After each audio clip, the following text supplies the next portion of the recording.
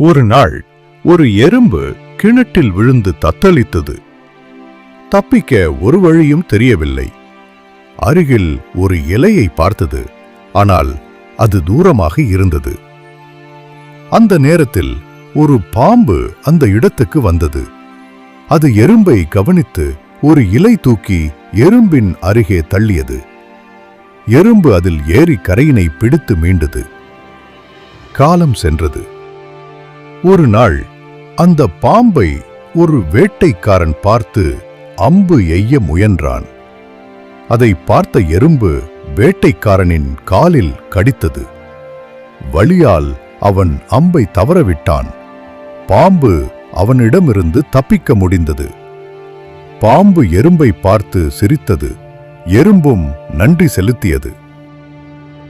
பாடம்: நாம் பெற்ற உதவிகளை மறக்காமல் நாமும் பிறருக்கு உதவ வேண்டும்.